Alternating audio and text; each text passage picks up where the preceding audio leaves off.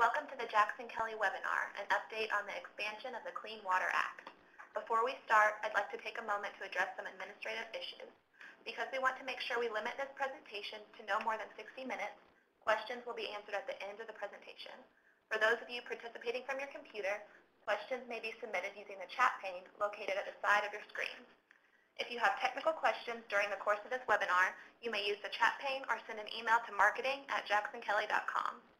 The full presentation will be sent to you via a web link. Included in this email will be a link to a voluntary survey. We will use your responses to this survey to plan future webinars and events. All participants' phones have been muted and the presentation is now being recorded. Thank you all for attending. Today's webinar is presented by Jennelle Arthur.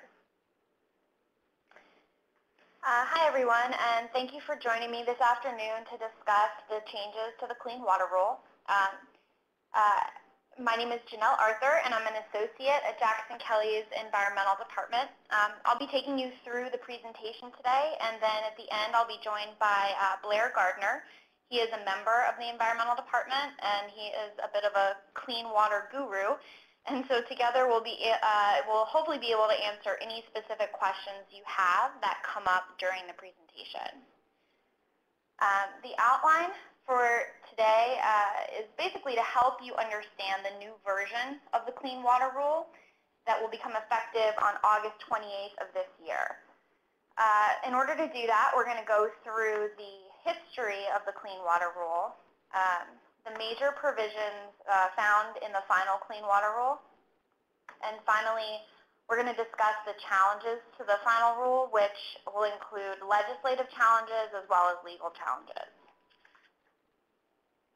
So, to begin, as with any complex legislation, the best way to understand how we got to where we are today is to start with a little bit of history, and the Clean Water Rule here is no exception. The need for the Clean Water Rule has grown out of some pretty complex environmental legislation, so we're going to touch on that briefly. So for example, the Clean Water Act prohibits the discharge of any pollutants into navigable waters that are not in compliance with the Act. The Clean Water Act, together with the Rivers and Harbors Act, mandate that the U.S. Army Corps of Engineers authorize any construction projects that are in or go over navigable waters of the United States. Also, under the Clean Water Act, regulated entities need permission from the EPA or from their state regulatory agencies to discharge anything into navigable waters. And this is commonly allowed through the permitting process. Now, to make this even more complicated, Congress has only provided what can be considered a very vague definition of what it means to be a navigable water. And it's defined simply as a water of the United States. Therefore, the Army Corps of Engineers and the EPA have essentially been allowed to regulate the precise boundaries of waters of the United States. And for a term that is so integral to this act, the fact that it's left so vague has caused quite a lot of problems. So why is this definition of waters of the United States so important? Essentially, it's because the definition gives EPA and the Corps, which we're going to call the agencies, they only have the power to regulate water that is considered a water of the United States under the Clean Water Act. Therefore, if a water is outside of this definition, then it's not subject to federal jurisdiction and is not subject to federal permitting rules. Therefore, the states themselves would then be able to regulate the waters within their state boundaries. So why were changes recently made to the rule? First, the agencies, again at issue here, EPA and the Army Corps of Engineers, claim that basically everyone who is anyone has asked them to clarify the Clean Water Rule. This includes congressmen from both parties, state and local officials, industry leaders, environmental groups, scientists, builders, developers, the public. Everyone is in agreement that the rule is confusing. Beginning in 1985, the Supreme Court issued 3 separate rulings on the Clean Water Rule, and this is really where a lot of the confusion has come from. Essentially, it's left people thoroughly confused as to how to apply the definitions, and the definitions within the rule, again, for navigable water and waters in the United States have become very unclear.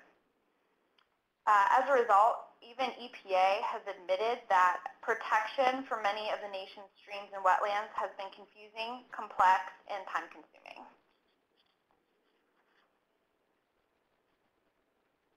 The first Supreme Court case that started all this road to confusion was a U.S. v. Riverside Bayview Homes. This was back in 1985. Here, the court allowed adjacent wetlands to be included in the definition of waters of the United States, and it held that adjacent wetlands are inseparably bound up with their adjacent waters. Now, after looking at they came to this decision after looking at the objective of the Clean Water Act and the congressional record.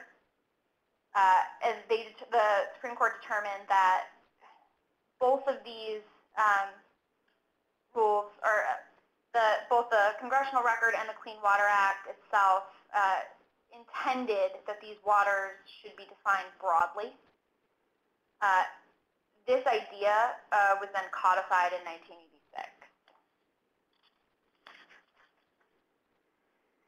So then we move on to the Swank case in 2001. Here, the court denied that the Army Corps had the authority to regulate certain ponds that were created by former sand and gravel operations. Instead, the court held that there was no federal jurisdiction, and they found that those waters were non-navigable, isolated interstate waters. The reason this case is so important is because it introduces this idea, which we're going to talk about extensively over the next hour, which is this idea of a significant nexus. The idea that in order for the Clean Water Act to have jurisdiction over an adjacent water, that the water needed to have a significant nexus to a water that was already under the Clean Water Act jurisdiction. Unfortunately, this decision created uncertainty regarding whether certain waters and wetlands could be then seen as interconnected. And again, it's because you've injected this other definition or this other idea into this definition of significant nexus that doesn't really have a clear definition. That brings us to the third case in the series, Rapinos in 2006. This was the first major environmental case actually to be heard by Chief Justice John Roberts and Samuel Alito, who had both been recently appointed when this case came down. Here, a developer filled 22 acres of property with sand so that he could construct a commercial development. He claimed that he didn't need a permit to do this because the area was not considered a wetland and it was not a navigable water. He was disagreed with by the EPA and the Army Corps, and they claimed that it was a wetland and that he was in violation of the Clean Water Act. Now, Rapinos produced what's called a plurality opinion, which means that no one side won a majority.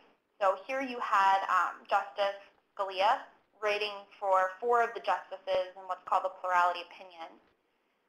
Justice Kennedy writing a concurrence by himself, and then Justice Stevens wrote a dissent with the other 4 justices. So what does this all mean? Essentially, this opinion produced 2 competing tests to determine how to define the Clean Water Act jurisdiction. So now So now we're going from vague definitions that aren't really clearly defined, and now we have essentially two competing tests coming out of the Supreme Court that are supposed to show you how to apply these vague definitions. The test from the plurality opinion and the test from Justice Kennedy's concurrence. So these tests, again, were supposed to be what the agencies and the lower courts could look to in order to determine whether or not there was jurisdiction over certain water and whether that jurisdiction was proper. The plurality opinion test is now referred to as the continuous surface water connection test. And this test essentially says that there's only jurisdiction over non-navigable waters if they exhibit a relatively permanent flow, such as a river, lake, or stream, and that there's only jurisdiction over wetlands if there is a continuous surface water connection between the wetland and a relatively permanent water body.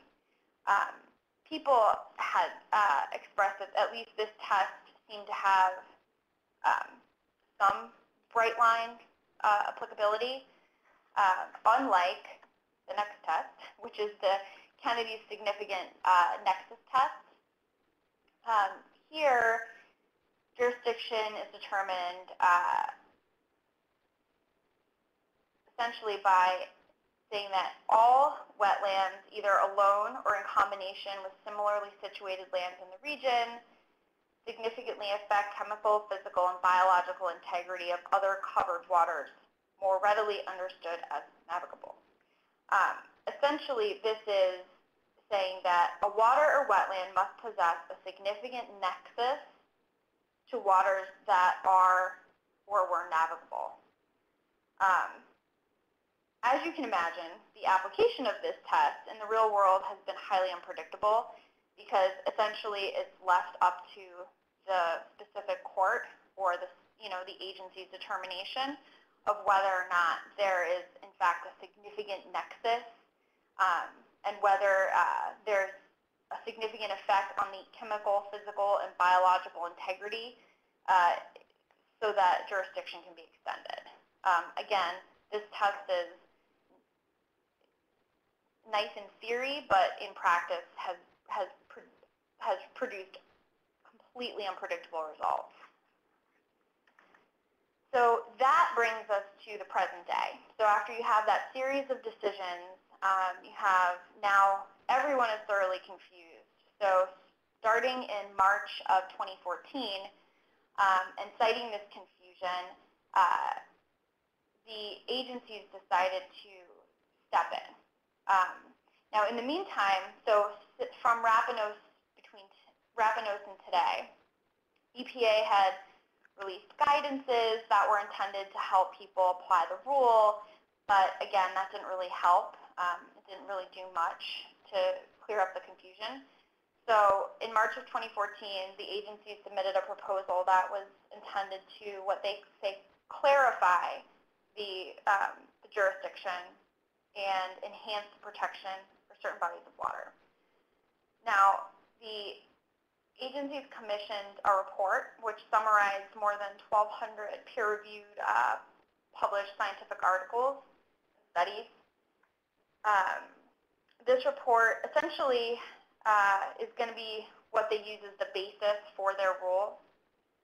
And one of the major assertions in the report is that small streams and wetlands play an important role in the health of larger downstream waterways like lakes and rivers.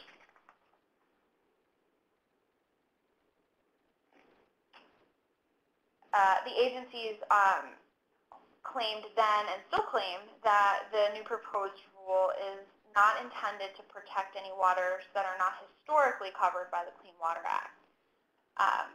Essentially, they're saying that this proposed rule and the final rule are not intended to expand the jurisdiction of the Clean Water Act. Others have obviously disagreed with that.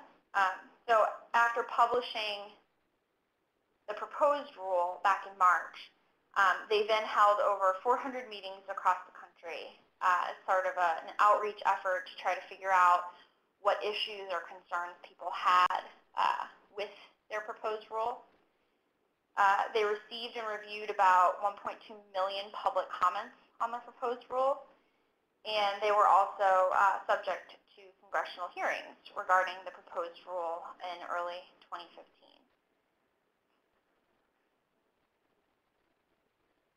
Now, Gina McCarthy, who's the head of the EPA, testified at these congressional hearings, as did Joellen Darcy, the Assistant Secretary of the Army, and she did so on behalf of the Army Corps of Engineers.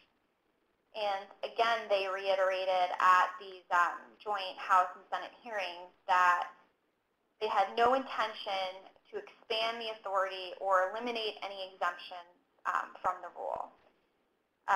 Still, there is very vocal opposition from states, regulated entities, legislatures, who all claimed that the rule is a huge federal power grab. McCarthy ended up making a statement that our goal in this rule is very straightforward. It's to respond to requests from stakeholders across the country to make the process of identifying waters protected under the Clean Water Act easier to understand, to make it more predictable, and more consistent with the law and peer-reviewed science. McCarthy went on to say that the rule, or at the time the proposed rule, was widely misunderstood, and tried to say that it would actually reduce the amount of federal jurisdiction that the agencies had over waters. And she claimed that this is because of this idea of a significant nexus. So she's saying that, you know, instead of just needing any hydraulic connection, that the significant nexus test actually limits the jurisdiction. Now, in order for that to be true, that would have meant that before this rule was in place, that EPA thought it had jurisdiction over waters with any hydraulic connection, which, again, some people disagree with. But this is all, again, these are all the justifications for why EPA is saying they're not actually expanding jurisdiction, they're just clarifying the jurisdiction that they believe they've always had. McCarthy also went out of her way to highlight that the cost of implementing this rule will be very minimal, at least according to federal government standards. So she approximated only about $162 to $278 million is the cost. Still, opponents of the rule have countered that putting the intent of the agencies aside, that the vague wording of the rule is essentially giving federal regulators free rein to claim federal jurisdiction over almost any water or wet area in the United States. The Senator Einhoff from Oklahoma said, "I'm troubled by the fact that for many years, EPA and the Corps have embarked on what seems to be a relentless quest to expand the definition of waters in the United States, and therefore federal authority under the Clean Water Act. This agenda has been advanced in individual permit decisions by Corps districts across the country." So again, this highlights the idea that the fear that people have is that, you know, the heads of these agencies and, you know, in the EPA preamble to the final rule, that everybody is saying one thing. They're saying that they don't intend to expand jurisdiction, yet in practice it's going to end up being quite different, and that they are going to try to make more grabs over what have been traditionally considered state waters. All right, so this brings us to part two,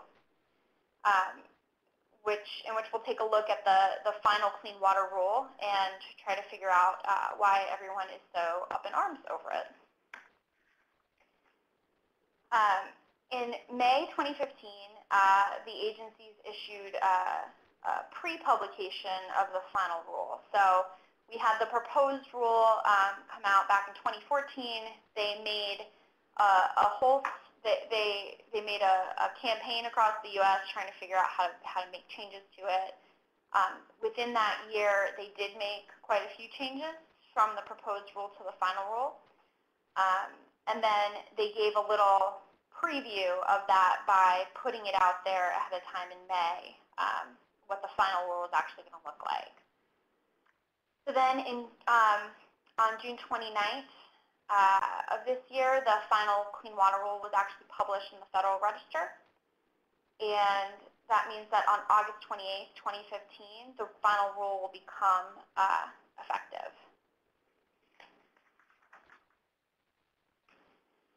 So the agencies lay out several reasons for the changes to the rule, but their main support for the changes was essentially a scientific report prepared by EPA's Office of Research and Development, and that was called The Connectivity of Streams and Wetlands to Downstream Waters, a Review and Synthesis of Scientific Evidence.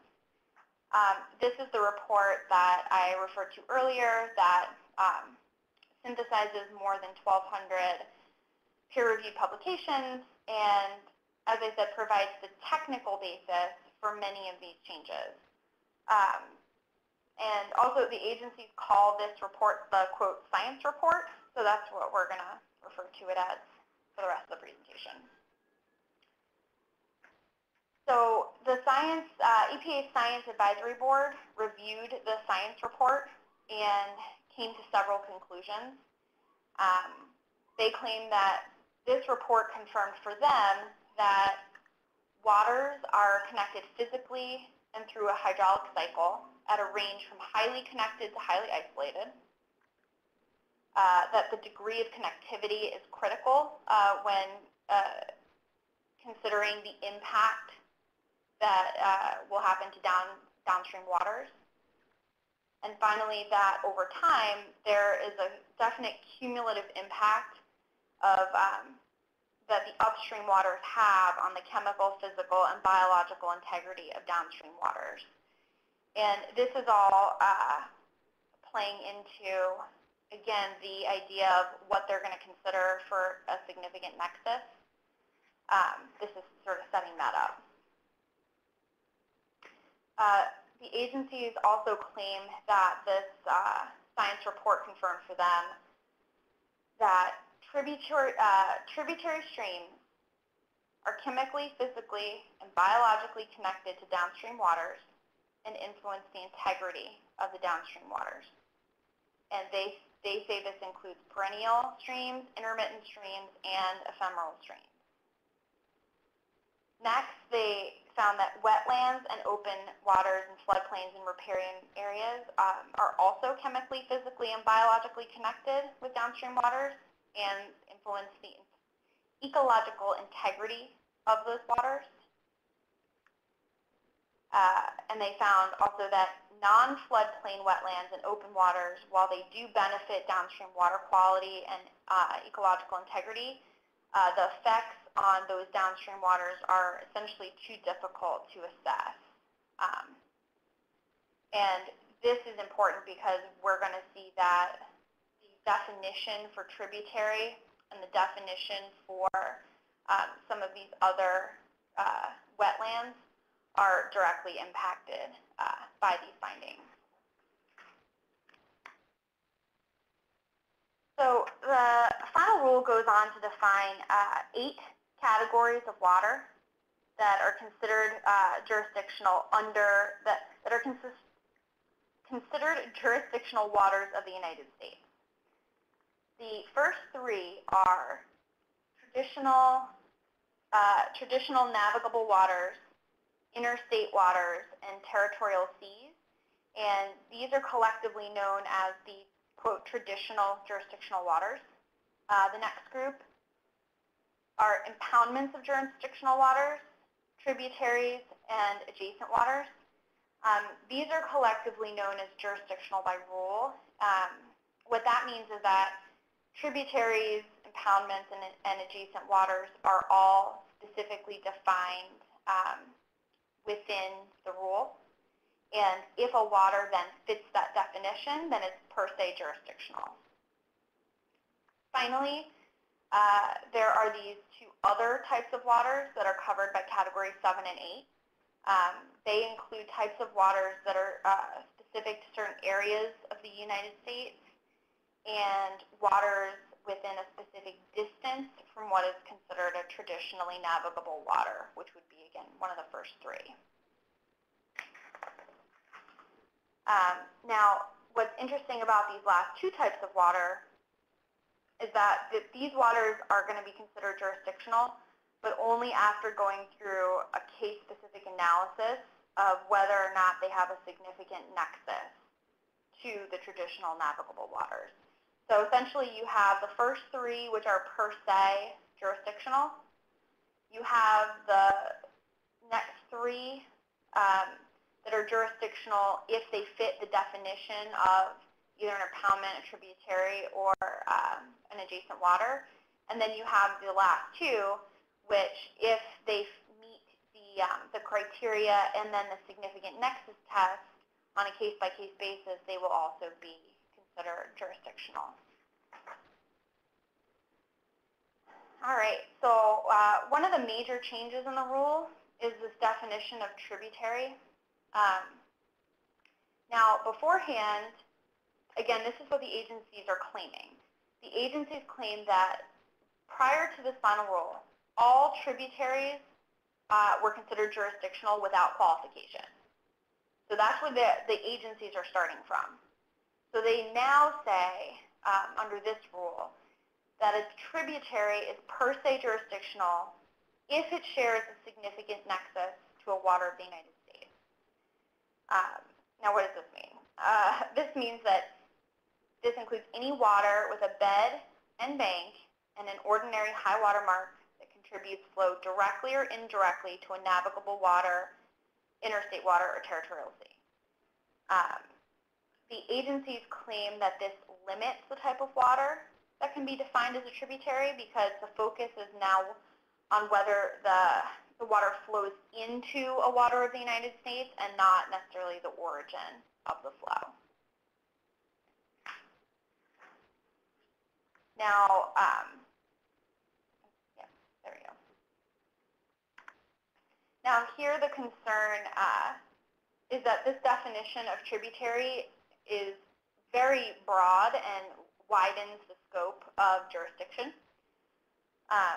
This is based on actually some of the agency's claims that the hydraulic connection is not necessary to establish a significant nexus to waters that are similarly situated, and that they have the authority to regulate isolated wetlands and things like isolated depressional wetlands that impact downstream waters. Here, the fear is that the agencies can now assert jurisdiction over land that is actually dry most of the year, and this would include transitional land between traditional water bodies. So essentially, where the two bodies of water, where one is not even a wetland, the fear is that even the water in between, even the land in between, can now be under the jurisdiction of the Clean Water Act. Another major overhaul in the rule is the definition of adjacent waters. Here the agencies assert that they have per se jurisdiction over adjacent waters that are, quote, bordering, contiguous, or neighboring a water of the United States. This includes waters that connect or are located at the head of a traditional navigable water and waters separated by constructed dikes or barriers or natural river berms or beach dunes. Now, there's a nested definition within that adjacent definition that is what's giving people pause, and that's the redefining of the word neighboring. So again, as we just talked about, the definition of adjacent is now a water that's bordering, contiguous, or neighboring a water of the United States. The rules now defining neighboring as any water that is within 100 feet of an ordinary high water mark of a traditionally navigable water, any water within a 100-year floodplain, that's not more than 1,500 feet from the ordinary high water mark of a traditionally navigable water, and all waters within 1,500 feet of the high tide line of a traditionally navigable water. Now, while this is a clear, bright line definition of neighboring, the concern is that the definition, again, is overly broad and extremely expansive. So essentially, this can be read that as claiming jurisdiction over all waters that are near any water of the United States. The concern here is that this is clearly inconsistent with the previous Supreme Court opinions, which state that the adjacency at issue is really only relevant if the water body is a wetland. So again, you have this idea that by redefining neighboring in this clear, bright line way, you're going to sweep up a bunch of different waters that, or areas even that are mostly dry, that are going to be swept up in this definition. The final change of note really deals with the waters described in categories 7 and 8 of the jurisdictional waters, and they're typically called other waters. In another bright line move here, these waters are now subject to a case-by-case significant nexus analysis if they're located within a 100-year floodplain of traditionally navigable water, if they're located within 4,000 feet of a high tide line or ordinary high water mark, or they fit into one of 5 categories of water that will likely impact the downstream water. And those include prairie potholes, Carolina and Delmarva Bays, Pocasins, western vernal pools in California, and Texas coastal prairie wetlands. Now, essentially, this means that anything that fits within these bright line definitions are going to be subject to a case-by-case significant analysis test, significant nexus test. Again, quite a few of these rules involve this nested definition of significant nexus. The rule is now defining significant nexus independently of what the Supreme Court said in Rapinos. And they're declaring that it means any water that significantly affects the chemical, physical, or biological integrity of a traditional navigable water. And then within that definition, the significant effects are defined as those effects that are more than speculative or insubstantial. So again, you have this very layered definition upon definition that fits together in order to form this significant nexus test. There's also a laundry list of suggested factors that they say should be considered when determining whether there is a significant nexus, including sediment trapping, nutrient recycling, pollutant trapping, transformation, filtering, and transport, retention and attenuation of floodwaters, runoff storage, contribution of flow, export of organic matter, export of food resources, and provision of life cycle dependent aquatic habitat for species located in the traditional navigable water. Concerns are obviously that by revising the rule in such a way that you have to use such a complex multi-factor test, and essentially all of these require the significant analysis at significant nexus analysis at some point, this pretty much ensures that the case-by-case assessments are going to still be very inconsistent, which many people feel like negates the usefulness of all the other bright line rules that they've gone out of their way to establish. And also, the concern is that it uses a lot of these buzzwords from Justice Kennedy's opinion, like significant nexus, but without really recognizing that he actually colored his opinion with a lot of caution and restraint, none of which is really expressed within the rule.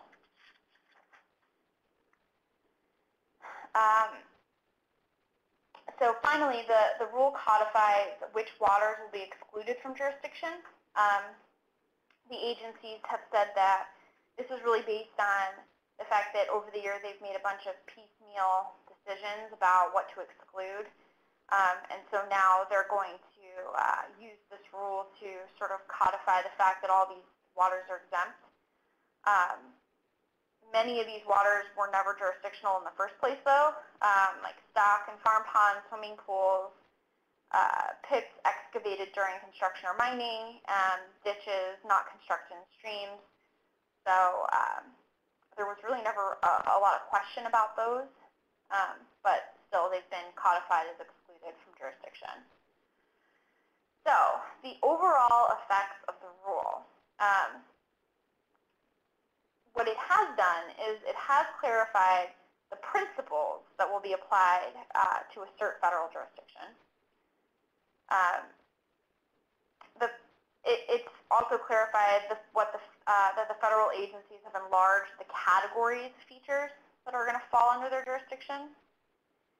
And it's definitely clarified by description and distance what waters could be defined as jurisdictional. But as far as giving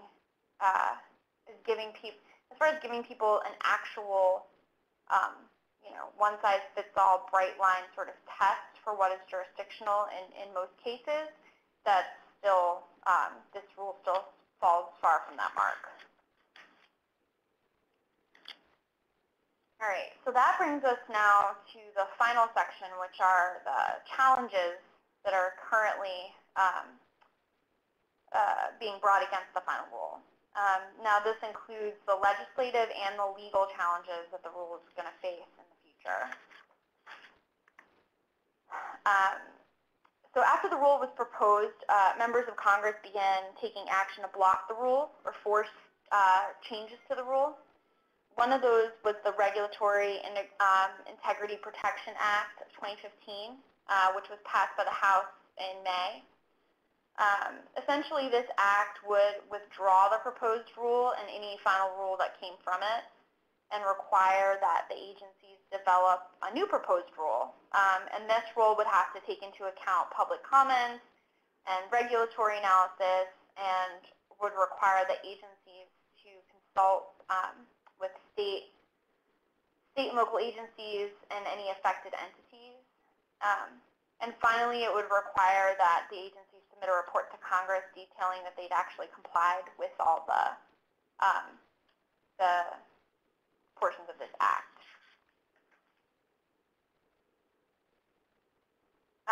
The next bill was the Senate bill.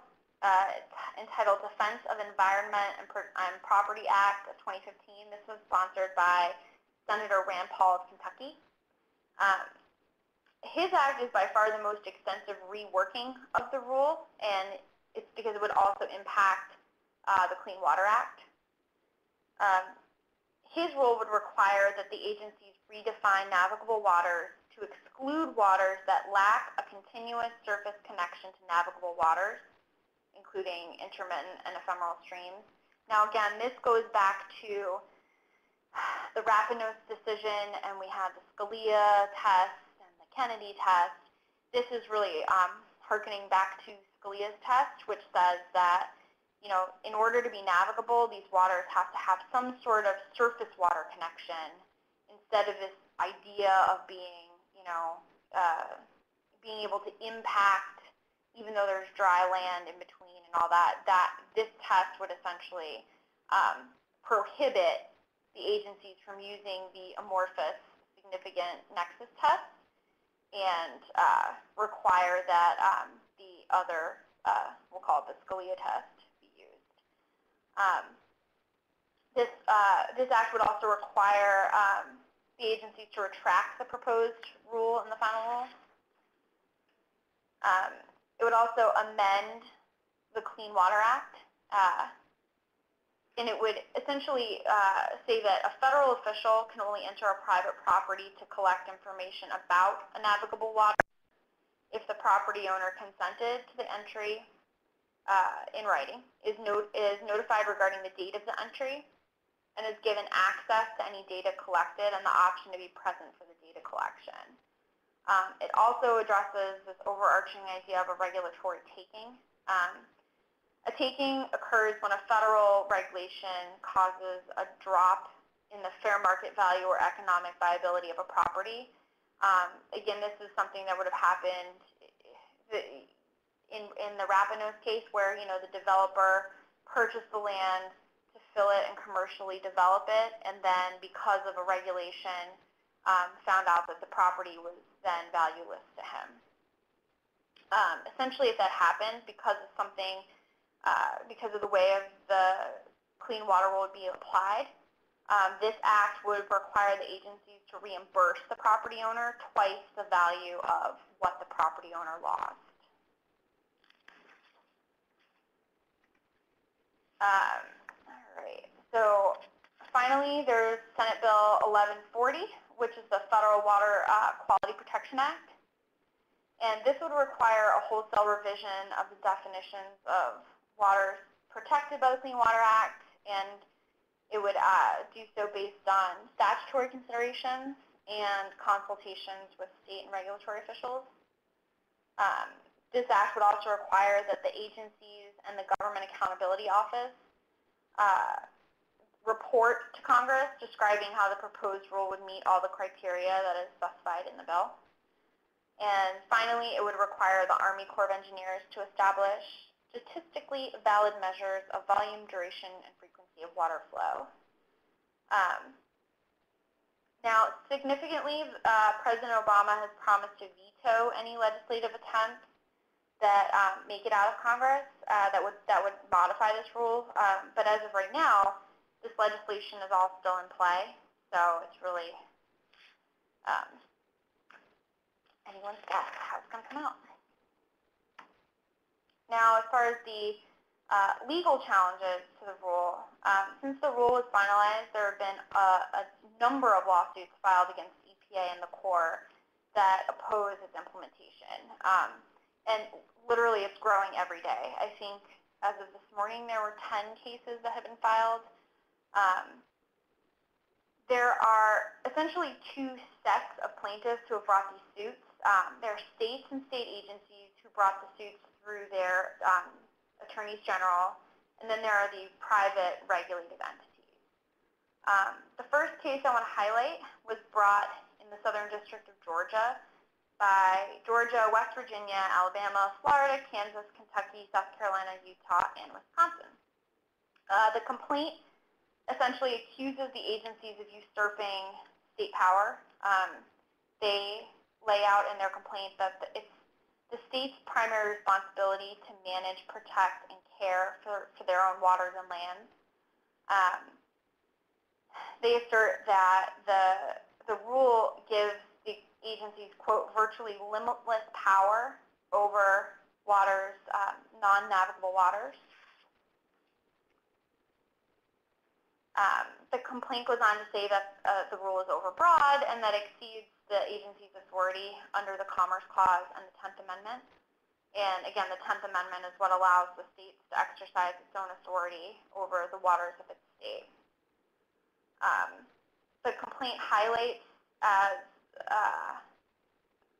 the major provisions of the rule that are what they feel are the major offenders here. They state that the definition of tributaries would essentially allow agencies to regulate ponds, ephemeral streams, and channels that are usually dry. Likewise, they feel the definition of adjacent waters would allow agencies to regulate large portions of water, wetlands, and even lands that are dry for most of the year. And the definition of interstate waters defines primary waters to include any interstate waters and wetlands, including non-navigable interstate waters. Finally, they take issue with the other waters. They feel like the other waters rule allows the agencies to examine on a case-by-case basis and exercise authority over essentially all waters that are not covered by the rule. and they take particular issue with the fact that this would just scoop up waters even partially located within a 100-year floodplain, and waters that are even partially located within 4,000 feet of a high tide line or ordinary high water mark.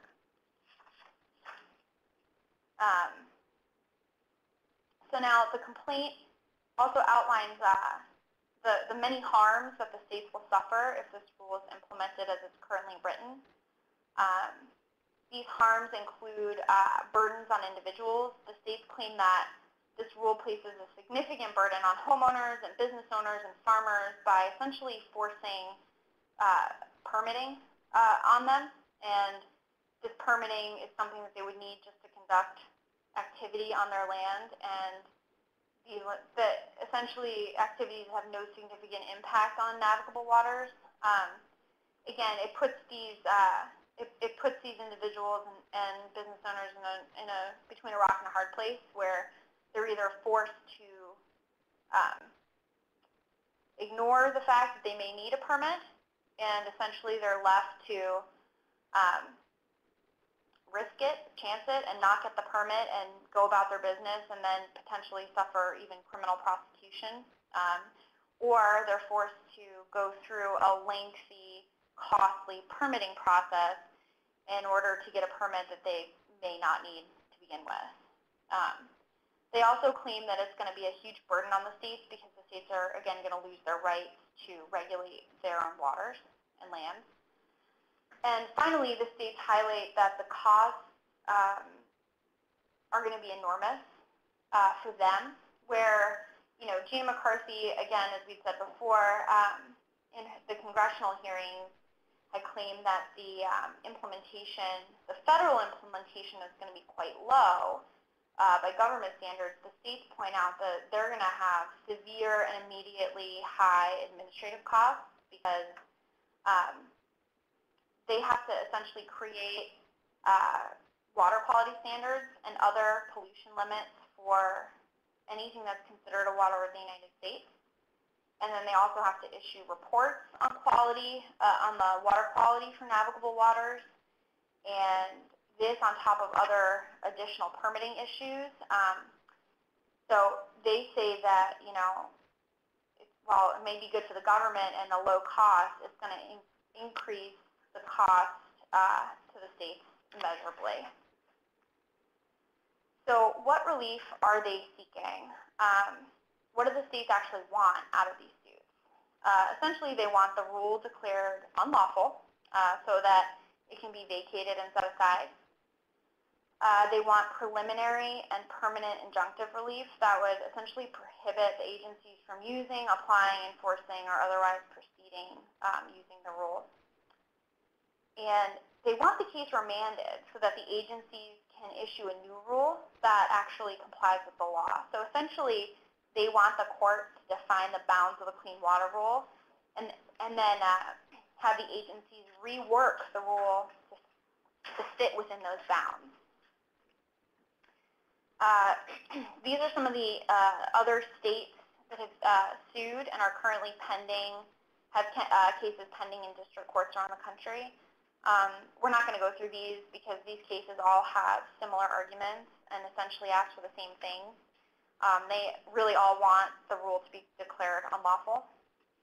But as you can see, Texas, Louisiana, Mississippi, Ohio, Michigan, Oklahoma, North Dakota, Alaska, Arizona. I'm not going to go through them all. I think that the last count, there were 28 states that had that are currently involved in suits opposing this rule.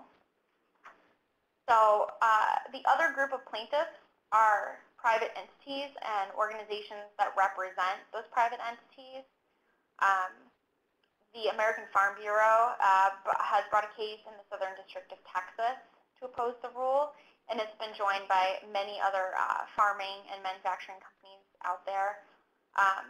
The American Farm Bureau has also, they started a campaign called Ditch the Rule, and farmers in particular have feared that they're going to be hit hard by this rule because it potentially gives EPA authority over, and this is from the American Farm Bureau, but they're afraid that that the EPA is gonna assert authority over puddles, ponds, ditches, and ephemerals, and as well as isolated wetlands.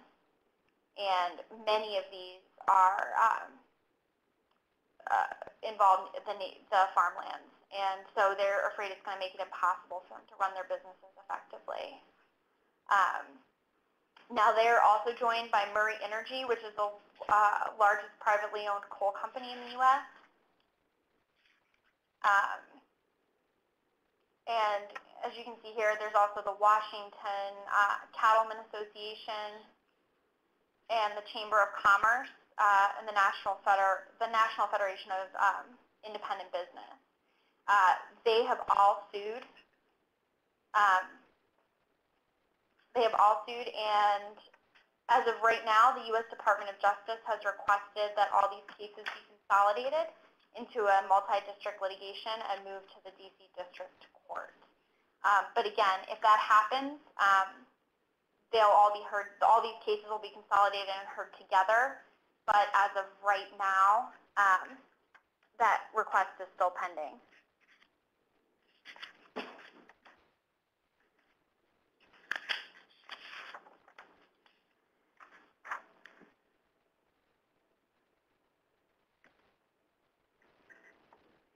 And finally, the claims and the arguments and the relief sought by the state suits are all pretty much the same to the ones sought by the other entities, the private entities, but it's really the harms that are unique. There's the harms highlighted by the private entities are that the continuing uncertainty and the vagueness of the rules really deprives them of notice of what the law actually requires of them. They claim it makes it impossible for them to make informed decisions concerning operations, logistics, finances, etc., and that their members are going to have to incur huge costs initially in hiring engineers and consultants in order to accommodate their actions and to see whether or not they're actually in compliance with the rule. And Murray Energy in particular says that the coal industry is going to be harmed given the placement of fill in areas that's now potentially deemed jurisdictional. All right, and to wrap up, essentially we don't have any clear idea as to how the legislation will pan out or the court cases will play out. But what we do know for sure is that without any type of injunction being granted, that the rule will become effective as of August 28th of this year. Patrick Morrisey, the West Virginia Attorney General, has stated that the way this rule is written creates a series of absurd scenarios for which people can be fined. If you dump a wheelbarrow of dirt in a creek bed behind your home and you don't get a permit first, you could be fined even if that creek was never previously subject to federal regulation. This rule expands a scheme whereby property owners have to ask the EPA for permission to do yard work. It's regulatory lunacy. Now, clearly, this claim represents the most extreme example of the type of federal jurisdiction that could be asserted, but again, it highlights the type of situation that opponents of the rule are deathly afraid of. Basically, that the vagueness of the rule could be used to push federal jurisdiction to what is an absurd degree. And that brings us to the end. And now we open up the lines and the computer for questions, if anybody has any specific questions.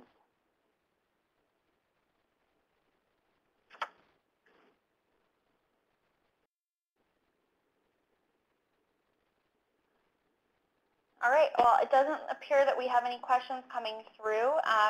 If you're trying to ask a question and there's been some sort of technical problem, just feel free to email either me or Blair Gardner at our Jackson Kelly email addresses, and we'd be more than happy to answer those questions and get back to you.